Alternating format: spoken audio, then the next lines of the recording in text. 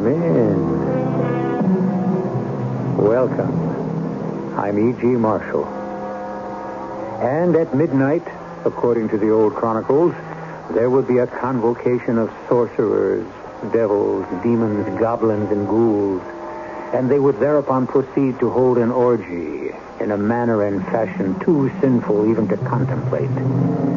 And woe to the unfortunate mortal who would be compelled to participate in these hellish rituals that were profanely called a witch's Sabbath. A witch's Sabbath. You say it's superstition, an old wives' tale, a throwback to a more innocent era. Don't be too sure the era you live in today isn't the most innocent era in all history.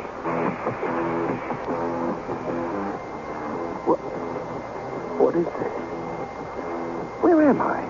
Where you always wanted to be, baby. You're at a party, Tiger. What a party. Look, beautiful women. All for you. And fabulous food. That fountain, it's champagne. All yours, baby. It's what you always dreamed of, Tiger. Oh, I'm dreaming again. Not this time, it's real. Now it's real.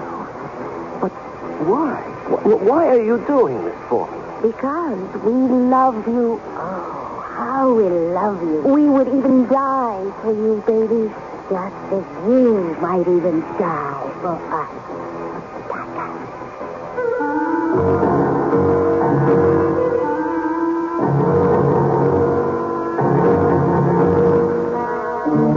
Our mystery drama, Witch's Sabbath, was written especially for the Mystery Theater by Sam Dan and stars Larry Haynes. A kind of amused contempt for the superstitions of our ancestors. We civilized people, we know everything, except perhaps that civilization is only skin deep. For a highly reliable estimate of the human condition, we refer you now to Francis Aloysius O'Boyle, whose knowledge of mankind was acquired during 35 years of faithful service behind a bar. In a place like this, you get all kinds, and you hear everything. The rich man has his psychiatrist, the religious man has his priest, and the drinking man has his publican. All them words. Is it a coincidence they all begin with a P? Here I spent my whole life thinking I was just a bartender, but this professor comes in here one night. There's another smart word that begins with a P, huh? And he calls me publican. Oh, that's the traditional English word for saloon keeper. I think it sounds kind of dignified, don't you? Well, anyway, like I started to tell you, you get all kinds. It's a pretty good evening. All the regulars are here. And just about midnight, this guy comes through the door. His clothes, not too expensive, not too cheap, just middle. You know what I mean? The only thing is, he's got a very scared look on his face. So I say to him, what do you have? And he answers, what do you got? Me? I got everything, pal. Name it. Well, I want a drink. Sure. What kind of drink? Now, please, I didn't come in here for an inquisition. I want a drink just for all you want, if you don't mind. So I reached for the nearest bottle and poured him a glass. He made a very, very sour face as he dragged it down. You could tell he didn't like it. Yet for a guy who didn't like it, he kept putting it away. So I said, don't you think you had enough? No. Well, he still seemed perfectly sober. It was just that he appeared to be more scared than ever. Now, in my business, you make it a rule, never start up with a customer. But this guy was so frightened that I felt I just had to break that rule, just this once. And I did. You okay? Yeah, I'm fine. The reason I'm asking, you don't look too good. You know something? You should mind your own business. You know something? I think you're right. Well, I forgot all about him until about 1:45 when I give everybody in the place the usual warning. All right, last call. Last call for what? I don't need a comedian in a joint this hour of the night. It's the last call for what do you think? Well, I'm not sure. You see, I don't frequent places like this as a rule. Well, what are you doing tonight? Slumming? No. Look, please. I didn't mean it to sound that way. You decide you want to rub shoulders with a peasant? No, I Where you been pouring down that juice? Where do you usually go for it? Well, you see, I'm not really a drinker. How's that a fact? No, the reason I came in here is because I'm so upset and I'm so frightened, you see, and it's so light in here and it seems so safe. Like I said, last call. If you want to have another drink, one more is all you can buy. Well, what do you mean? I mean, 1 o'clock. I close the joint and go home. Close? Oh, no, you can't close. You can't do that. You have to stay open. As it is, I stay open 16 hours a day. It's enough. Just tonight, please. Stay open a little longer. Now, look, we got a state law that says lock the joint at 1. But I don't want to leave here. I do. No, I'm afraid. I'm afraid to be out in the street. So call a cab. No, that won't help. Call a cop. It's no use. They'll find me. They'll find me. Who's going to find you? They will. Well, that's what we're trying to establish. Who is they? The witches. Oh, the witches. Yeah. I see. The witches. You're the kind of guy who gets his load on, then he sees witches. No. I saw them. I saw them even before I had my first drink. I've been drinking to see if I could get rid of them. Oh, that's a switch. Now, please, don't humor me. I wouldn't think of it. You don't believe me? Sure, I believe you. Now, don't tell me the customer is always right, either. You've got to listen to what happened to me tonight. If you can tell it before 1 o'clock, you got 10 minutes. All right, look. Every word I'll tell you is true. My name is Harry Harnischbecker. I'm a computer engineer. I design computers. Oh, yeah? Uh-huh. So tell me something. Why do them computers always keep fouling up? Oh, they don't. They can't. It's the people who use them. Yeah? So how come I keep getting bills? Forget about it. No, forget about it. These clowns want to take me to court because I didn't pay them for a piano. I never even bought it. And you say forget about it? Look, the reason I told you I was a computer engineer was to impress you. That don't impress me. With the fact that I'm a reasonable, sane, and practical man. If I'd known who you was, I'd have thrown you out of the joint. No, a man like me. I should be the last person in the world to be upset by my primitive superstition. So you must hear me out. I warn you. Better not take more than 9 minutes. Okay. You see, I had left my office at the usual hour of 5 p.m. I was walking to the bus stop. I commute, you see, from Blairville. We own a house there. It's a split level, and we were able to buy it very... Is the house important to this story? I'm saying it's for your own good because all you got left is 8.5 minutes. Is it important to the story? I don't know. I listened to thousands of these stories. Stick to the point. Okay. I left the office. I was walking to the bus stop.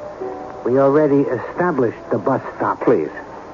You only got 8 minutes. I stopped to wait for the light to change, and suddenly I heard a voice say... Hiya, baby. You want to have a little fun? Oh, I see where this is going. No, you don't. You don't. Believe me, you don't. Well, I looked, and there at the curb was a brand new sports car, imported. It was an Aracata. Uh-huh. And in it were two of the most beautiful women I'd ever seen in my whole life. That never happens to me. One was blonde, and one was brunette. And each had creamy white skin and sparkling red lips. And the blonde had sea green eyes. The brunette, her eyes were a flashing black. You know the kind? I know the kind. How are they built? Oh, like the goddesses of ancient Greece, but much more slender.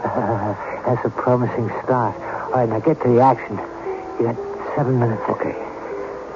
It was the blonde who had asked if I wanted to have some fun. And what do you say? No. You've done the right thing. You could have gone along with him. There'd been a guy waiting with a gun. And he lifts your bankroll. The old Murphy game. You've done the right thing. You always got to think of that. No, I was thinking of the fact that I had taken a solemn vow to be faithful to my wife. And you should get a gold star for that. Yeah, but then the brunette said... Come on, Tiger. We're going to a party. So what did you say? I said...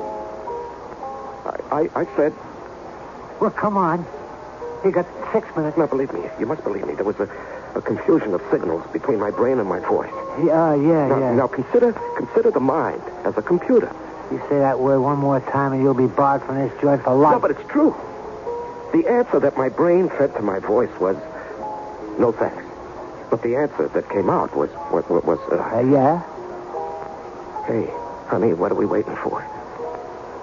And before I knew it, I was in the sports car. And Well, you are a sly one, Mr. Harnisberger. where those words came from, I'll never know. Why I said them, I'll never know. I didn't want to get into the car with those women. No, of course not. No, and anyway, the brunette turned to the blonde and asked, Will he do? and the blonde winked at me and said, How about it, baby? And you said? I wanted to say, please let me out of here. I'm a most happily married man. I wanted to say that. But the words that came out said, let's go, girls. Well, why don't you just open the car door and jump out? Because I couldn't. I'm with you, pal. I couldn't either. So look, you got 4 minutes. And you ain't even got to the good part yet. Well, we were going down Main Street. And the blonde placed her arms around me and she kissed me. Now we're getting there. And I think I must have passed out. That must have been some kiss. Oh, yeah, it was. There was fire in it and ice and champagne bubbles and I just don't know how to describe it. Oh, you don't have to describe it. And then everything sort of disappeared, you see, or I might have passed out. It was like that, huh? I don't know how long it lasted, but when I woke, I was in a kind of a room. And there was a kind of music. And there was a fire burning in the middle of the room. And I thought that was kind of strange because there was no fireplace. And I shouted, fire, fire! Don't get excited, baby. Nothing to be scared of yet, Tiger. And they were there in the room. This crazy-looking room with wild kind of pictures on the walls. The blonde and the brunette. And each was wearing a long robe. And I looked at myself, and I was wearing a long robe, too. Hey, where am I? What's the meaning of this? Well, we asked you to come to a party, baby. Oh, yes, indeed, Tiger. A party. But my clothes, what happened to my clothes? Well, it's a formal party. Now you're dressed right for it. Now, what party are you talking about? The kind of party you've been dreaming about all your life. Wild, crazy, the most beautiful women in the world. And here we are, with a fountain of champagne. Look, baby, there it is. What? The fire.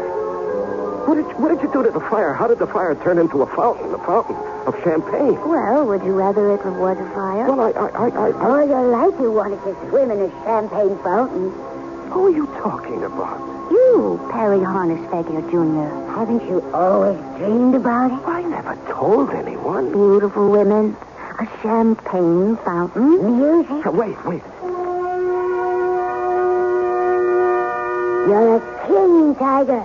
A king. It's what you always wanted, baby. No, it's not what I always wanted. Who are you kidding? Your secret dream. His Majesty, King Perry Harnisberger. Hail His Majesty, King Perry Harnisberger. Hail, King Perry!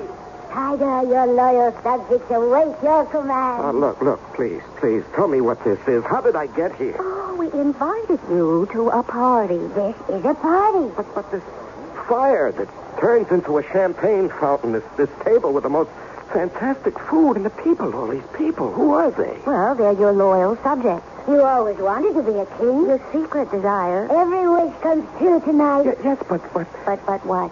My wife is expecting me home. She'll worry. What do you care? Well, you want her to worry. No, that isn't true. That isn't... What was that? You made him angry. He? Who is he? But don't do it again. Who did I make angry? The prince. The prince? Who is he? The Prince of Darkness. The Prince of Darkness? Who spoke my name? What? Where did he come from? Who is this? This is the Tiger Prince. Yeah, the guest of honor for the party. He doesn't look like much to me. That's true. A meek little watery-blooded clerk, if you ask me. Well, that's what he looks like. But he's a tiger inside. A lover. A killer. Ruthless. Reckless. Fit to be the guest of honor. Then, let the party begin. Let the party begin. The lights. What's happening to the lights? It's getting dark in here. Who shall speak the invocation? That's you, baby. Recite the prayer, Tiger. What prayer? The Sabbath prayer.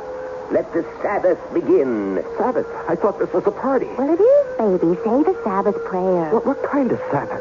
A witch's Sabbath. A witch's Sabbath. A Sabbath for witches.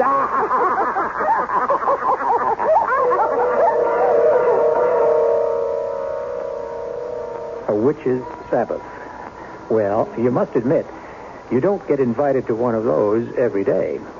And the question you might be asking yourself is, how did our rather prosaic Perry Harnish figure get invited to this one in the first place? Well, by this time, you know perfectly well you don't get any of the answers in the first act.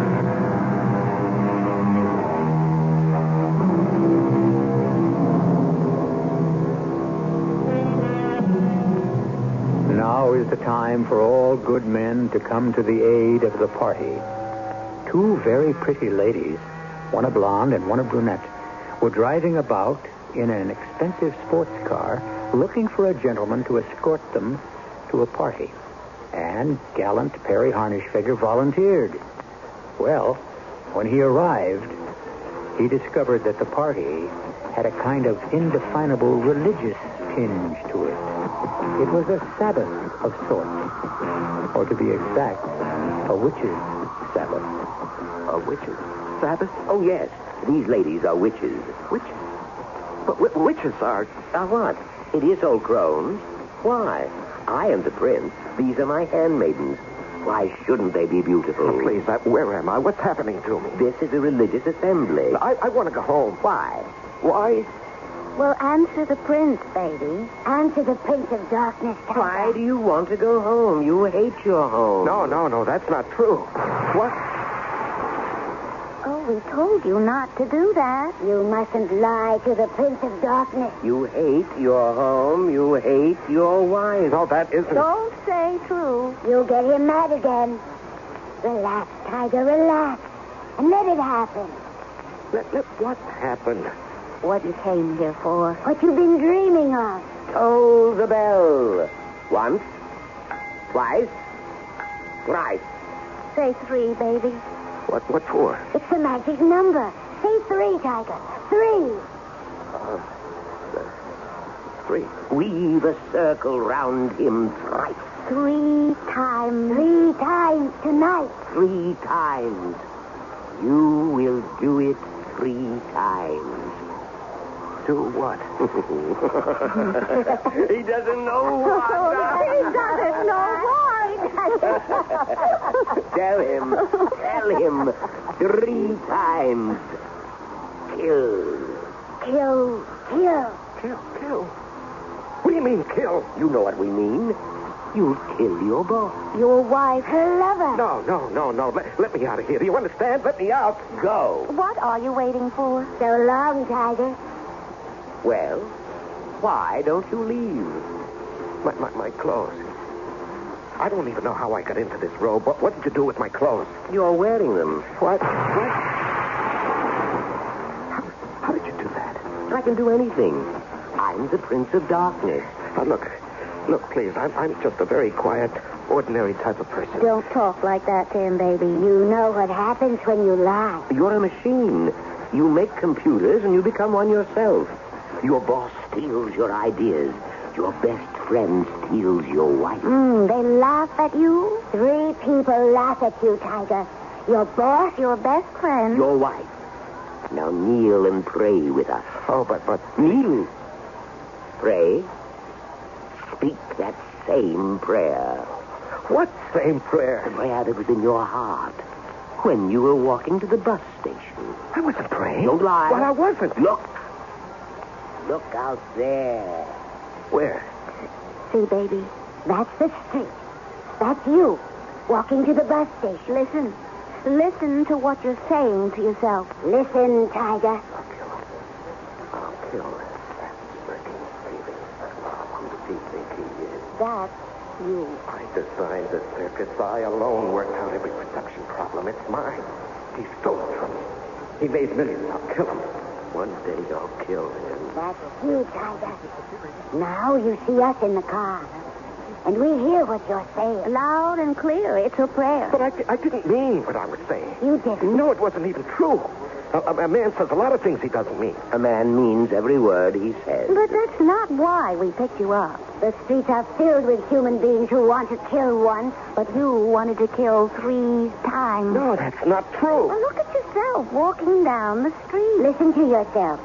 Talking to yourself. Who do they think I am? I'm not blind. I'm not stupid. I deal in facts. Facts. You feed facts into a computer, you get answers. What answers were you getting, Betty? How did you know what I was thinking? I know everything. Why do you want to kill your wife? Because I see now. Yes? What do you see now? My wife. I see now. She must have always had a roving eye. But why with Joe? Why with my best friend? Well, you know why, baby. Because he was there, Tiger, and you weren't. The French, they have a saying. The one who is absent is always in the wrong. Listen to the French. They know all about love. Summon the demons. Summon the devils, the ghosts, the specters, the phantasmagoric spirits of murder and death. Summon the incubus of revenge, the evil genius of retribution. Come, all, pray. This is the witch's Sabbath. Repeat after me. Death and the fires of hell. Death and the fires of hell. To the unholy three. To the unholy three. Death to all 3. Toll the bell 3 times. And now, Petty Harnish Failure, do you shed blood tonight? Do you want to kill them? Your boss? Your wife? Her lover? Do you want to kill them? It's wrong. That's not the answer. Do you want to kill them? Search your mind. Search your heart, your soul. Do you want to kill them? Answer. Rejoice, my children, rejoice! Now he is one of us. You will kill them. Kill? Yes, tonight. This is the night of the witch's Sabbath. The service needs one thing to be complete. Blood. My children, how wonderful are our prayers tonight. There will not be one victim, but 3. But I can't kill. I don't know how. I shall teach you. I don't have the nerve. I will steady your hand. I will harden your heart. You will kill, and then you will be free. Free. Free of the hate that poisons your mind. But I'll be a murderer. You will only murder those who murdered you. Haven't you been cheated and disgraced? Your life is empty. Your world is dead. Oh, you have to kill, baby. 3 times, Tiger. My son, I know the anguish of your soul. I have also been cast out. My rightful place is now held by others. My patrimony has been stolen. Here is the revolver. No. Would you rather use a knife? The gun is quicker, Tiger. Surer. Better. The gun is in your pocket. Close your eyes. When you open them, you shall be in a room. The room where your boss sits in his palatial home. A comfortable room. There he counts his money. Your money. You will kill him. You must. It is a ritual that must be performed on the holiest of all nights. Now, when I say, open your eyes, you will be with your boss.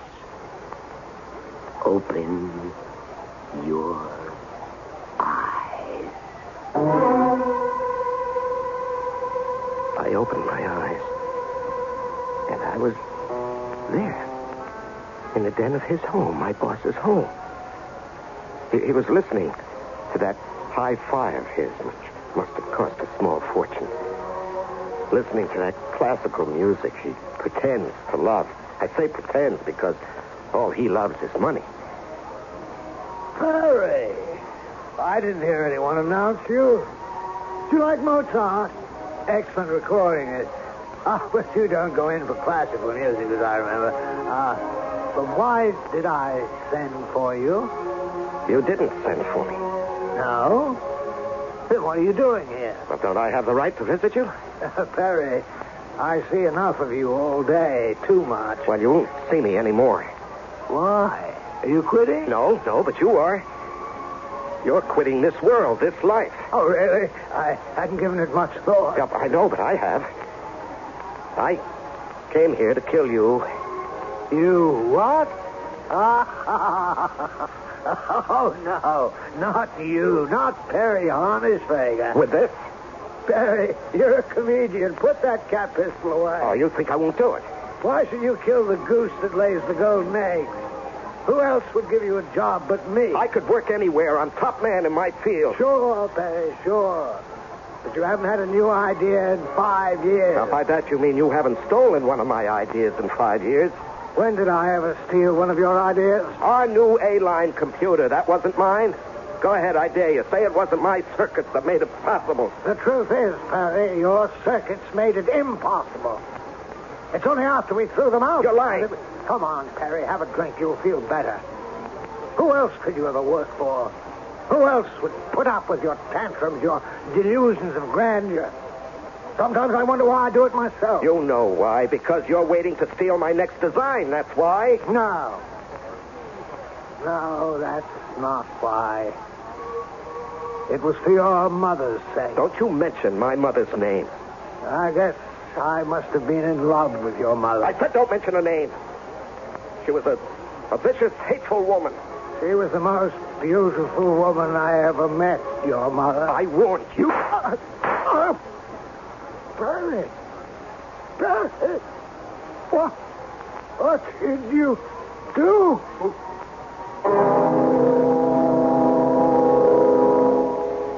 Well, what has he done? He went from that witch's Sabbath, or whatever it was, straight to his boss's home, and very quickly, before we could even get to know that gentleman, Perry shot him dead. Now, you're probably saying, is this really happening to Perry, or is it a dream? Well, it could be one, it could be the other. Or it could be both. As usual, we need the third act, and I shall bring it to you in just a very few moments.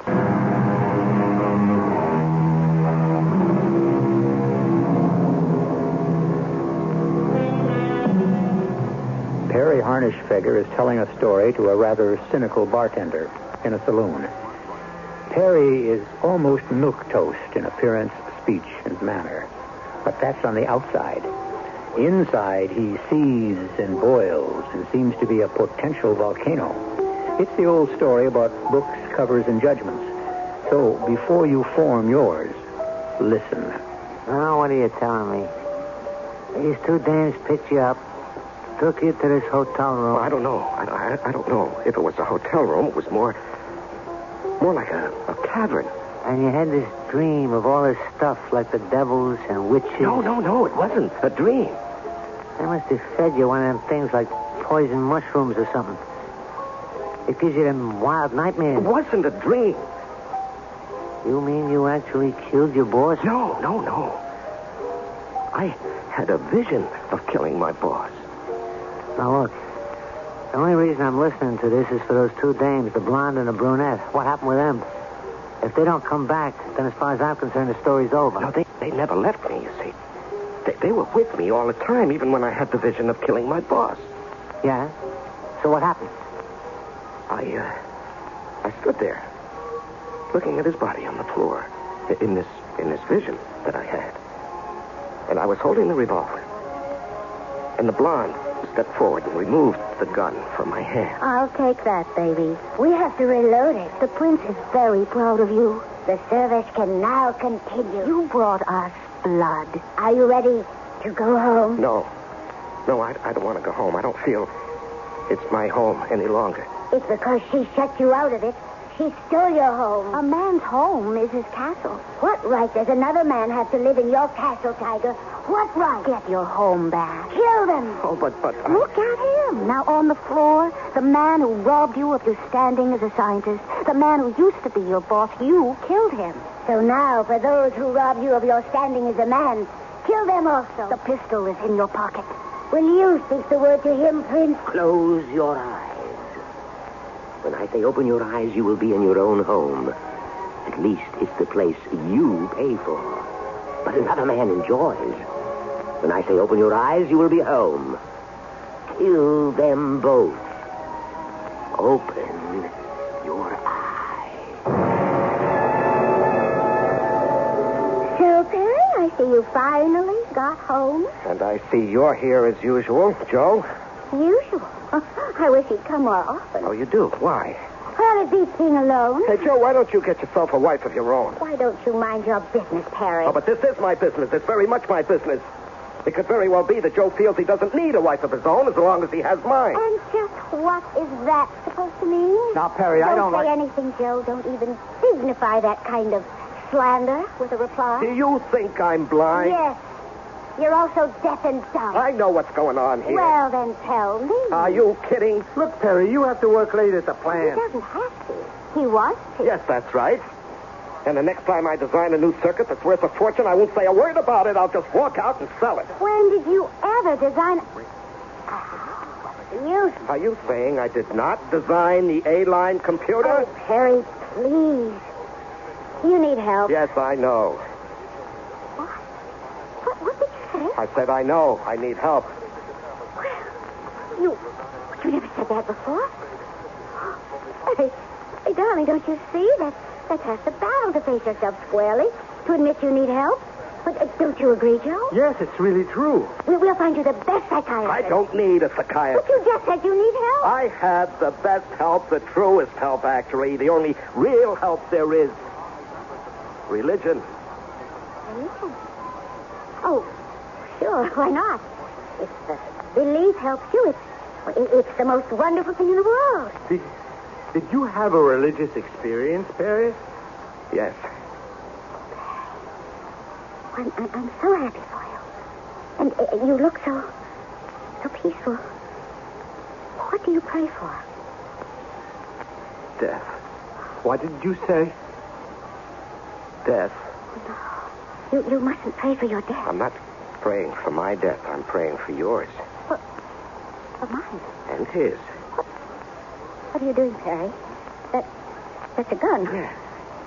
A .38 caliber Valentine Porter revolver. A highly accurate weapon. Now, Perry, don't do anything foolish. Oh, no. No, I intend to do something smart. Very smart. You don't want to kill me. But I do, Joe. I do. Why, Perry? Why? You'll know why. I don't. The two of you. Perry, we never did anything. You never even thought of it. Go ahead, tell me that. I bet you never even thought of it. Well? Yes, Perry, we thought of it. Oh, but... now we're getting Well, somewhere. we thought of it, but we decided we couldn't do it. And that's a lie. We're not made that way. Perry, you don't love me anymore, and I don't believe in divorce, so all three of us will have to go on being miserable forever. Oh, no, not all three of us. Not all three of us. Two of us will be dead. No, Perry. And the dead, as far as I know, are not miserable. Perry, please, stop. Think. And I won't be miserable. But you will, Perry. Oh, no, I've been commanded to do this. Command? The only command there is for a thing like this is thou shalt not kill. That's not my command. Perry, you can't. Oh, yes, I can. Because he has darkened my soul. He has hardened my heart. No. He has steadied my hand. For the love of heaven, Perry. Not heaven, Joe.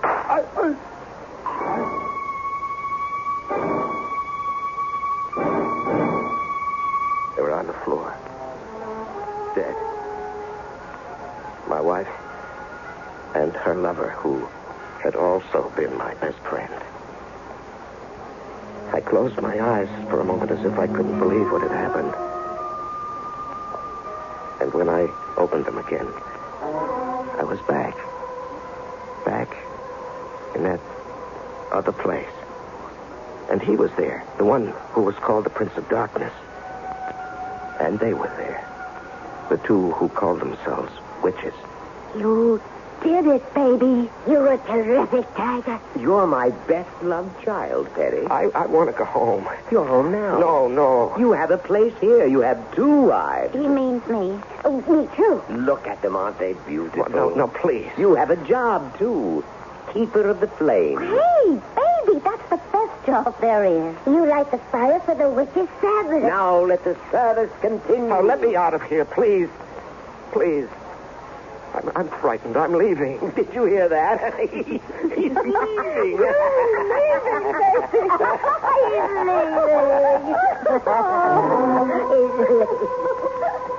I ran from that place, and from the sound of the laughter, that terrible laughter.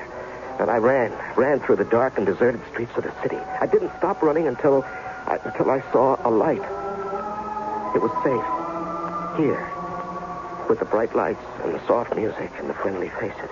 Here. I'm safe. So? What happened? You mean you killed your wife and your friend in addition to your boss? No. I didn't kill anybody. But the terrible thing is, I wanted to.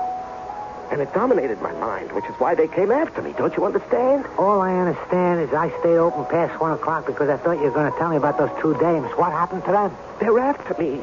Yeah? I'm one of them now. Don't you see? They'll be after me as long as I live. Okay, mister, this is it. Closing time. Oh, please. Please don't send me out to the street, please. They're looking for me. The men in the white coats are looking for you. They read your mind. They read your heart. 2 beautiful dames in a sports car. Why don't I run into things like that? You will. You will if there's evil in your mind. If there's murder in your heart, they'll find you.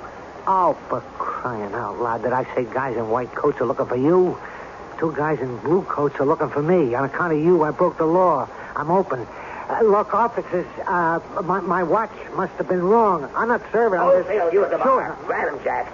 Don't try anything. Hey, look, there's nothing going on here. Careful, Jack. He's a killer. He's armed. Now, hand over the gun, mister. Easy. That's it. I'll cuff him, Jack. Your name's Perry Harnischfager? Yes. This is your gun. This 38 caliber Valentine Porter? Yes. Hey, wait a second. I'm not dreaming. This is for real. You mean he killed somebody? 3 people. The unholy 3. Let's go. Officer, wait. Let me tell you why I did it. Mister, you better tell that to a judge and a jury. So, like I was saying, you stand here behind a bar, you get all kinds. The stories I hear. Anyhow, the reason I bring it up is because I was reading in the paper today, and you might have seen it on the late news on the TV.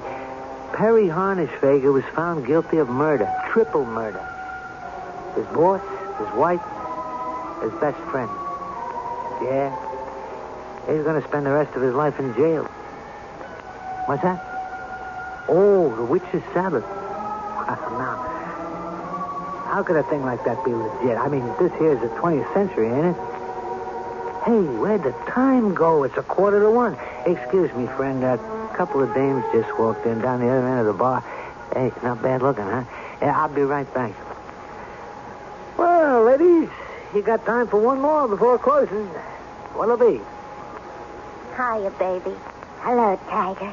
You want to have a little fun? I'm a married man. That's why we asked. Why don't you close the place and we'll take you to a party? Oh, well, look, I told you, I'm a married man. Yes, we know. That's what you have to say, baby. But what do you want to say, Tiger?